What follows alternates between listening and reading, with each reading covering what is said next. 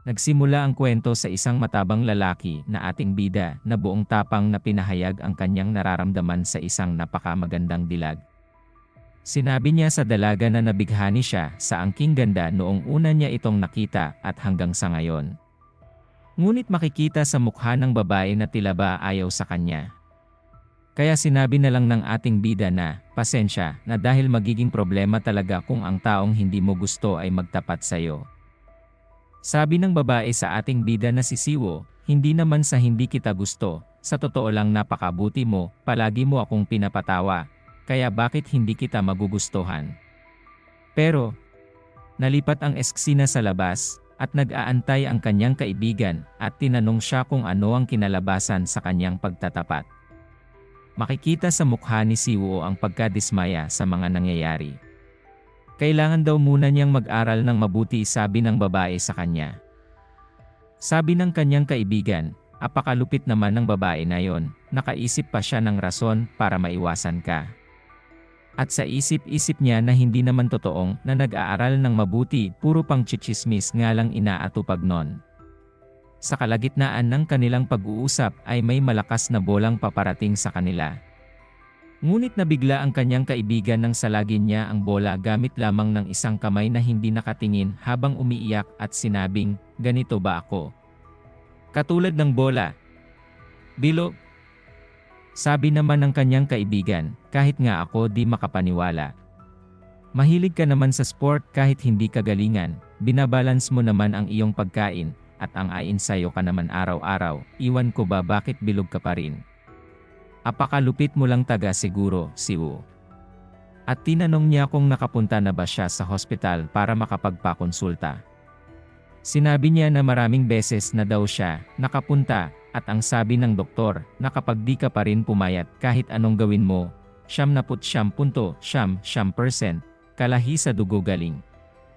Pagkarating niya sa bahay nakita niya ang kanilang family picture, napapaisip siya kung kahali nga ba ang dahilan. Dahil siya lamang ang bilog samantalang ang kanyang mga magulang ay mapapayat. At hanggang tumanda na ang kanyang ina, ay payat pa rin. At kahit hindi man nakita niya ang kanyang ama ng masinsinan, ay marami siyang naririnig na, nagiging famous sa Cerium Athlete. Ang Cerium Athlete ay isang folk wrestling style at tradisyonal na pambansang sport ng Korea na nagsimula noong ika-4 na siglo. At marami siyang naipanalo. Sa hapagkainan, nakabalot ang salad at may nakadikit na sulat galing sa kanyang ina na, magpalakas ka anak at gugaliig mag-diet, pero goods na rin pag healthy ka, magkakamosel ka naman kapag hihinga ka ng malalim. At siyang kinainis naman ni Siwo, kaya naghanap siya ng instant noodles, at nag-init ng tubig habang kausap ang kanyang sarili, na wala namang saysay ang kanyang ginagawa, dahil wala naman nangyayarig pagbabago sa kanyang katawan. Ilang taon pa ba magsasakripisyo kung pwede naman kakainin kung ano ang gusto ko? Galit niyang sinabi. Ngunit sa huling sandali, napili pa ring kainin ang hinanda ng kanyang ina kahit hindi ayon sa kanyang kalooban. Apakalupit kasi ng tadhana. Bago sumapit ang dilim ay nasa labas na siya para mag-insayo. Tumakbo siya ng mabilis habang iniisip niya kung papaano siya nasawi sa pag-ibig. Kailangan niyang magsikap para sa sarili at hinding-hindi susuko. Sumapit na ang dilim, pagod at hingal nang natakbo niya 15 kilometro, nalampasan pa na niya ang dati niyang record. Sa di kalayuan, matatanaw niya ang isang lugar at sa isip niya first time niya itong makita na parabang may kakaiba. Kaya gusto niyang tingnan sa mapa kung saan na siya nakarating. Bago pa matingnan ni Siwo ang mapa, nakita niya isang figura ng tao at boses siyang naririnig na, ang liksi daw ng mga paa, at parang may 1,000 baboy na nakawala sa kulungan. Nang masilayan na ng ilaw, isang matanda ang kanyang nakita, at patuloy na nagsasalita na, akalain mo nga naman, hindi na maitatanggi, nasa dugo muna na nalaytay ang iyong pagkabilog. Biglang tumalo ng napakataas ang matanda at lumapag sa kanyang harapan. Nabigla si Siwo sa ginawa ng matanda, sa kanyang isipan ay akapa lupet naman ng matanda, ari eh. Tinalo niya, siguro mga 5 to 6 meters ang taas. Sinabi niya sa matanda na, okay ka lang, tatang. Sabi ng matanda kay Siwo na, anong tatang? Mas malakas pa nga ako sa'yo, pututoy. At huwag kang matakot sa akin, dahil hindi naman ako naparito upang pumatay ng isang baboy na sawi sa pag-ibig. At nagpakilala ang matanda na si Grandpa Bogeyman. Ang Grandpa Bogeyman ay isang kathang-isip ng mga matatanda na ginagamit pang takot sa mga bata kapag hindi kumain or matulog. Sabi ni Grandpa Bogeyman na nasa akin ang papel ng hukom. Kaya responsible ako sa pagdami ng monster maritises sa Pinas. Pero nakikita ko sa iyo na wala kang alam. At naghahanda ang matanda, tila ba isang tela at sabay sabing, okay lang, hindi na kailangan ng mahabang paliwanag. Sumama ka sa akin. At agad tinapon ng matanda ang malaking tela kay Siwo at bumalot sa buo niyang katawan na kanyang ikinagulat. Sa kalagitnaan ay napaisip na lamang siya kung anong ginawa sa kanya ng lukong matanda. Kalaunan, binukas ng matanda ang tela at tumilapon si Siwo. Litong-lito siya sa mga pangyayari at nagulat siya nang makita niya ang paligid. At sabi ng matanda na, maligayang pagdating sa mundo ng monster marites. Lumingon ka sa iyong paligid at pagmasdan ng iyong mga mata. Nakita mo na ba? Lahat ng nandirito ay residente sa mundo ng monster marites. At makikita sa mukha ni Siwo sa sobrang takot. At sabi pa ng matanda na, minsan, mga nilalang na kinatatakutan ng mga tao at pinaglingkuran nila bilang mga Diyos. Ngayon, ang kanilang mga existences ay kilala na lamang bilang mga pamahiin at multo. Minsan sa bawat 666 taon ay may magaganap na pinakamalaking festival na upang piliin ang hari ng mundo ng monsters, marites. Pati na ang Pinas. Bawat member ng mga pamilyang monster na kasalukuyang nag-exist sa buong mundo ay pipili ng isang kalahok upang magrepresenta bilang kandidato. 666 taon na ang nakalilipas mula ngayon. Isang halimaw ang tumayo sa amin bilang aming hari. At 666 years na ang lumipas ngayon. Pero bigla siya pinahinto ni Siwo sa pagsasalita at nagsasabi na naintindihan niya lahat iyon, pero bakit nandito siya ngayon? Nakakatakot ang lugar na ito. Kahit saan ka limingon ay may napaka-maraming demonyong marites ang pwedeng kumain sa kanya.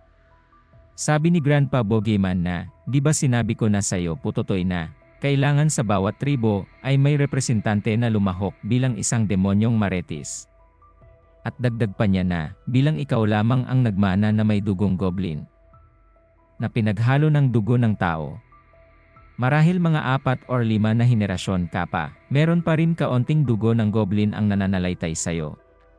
Dahil sa hindi na mapakali kung ano ang gagawin ni Siwo ay, sinabi niya sa matanda na, baka hindi lang tayo nagkaintindihan.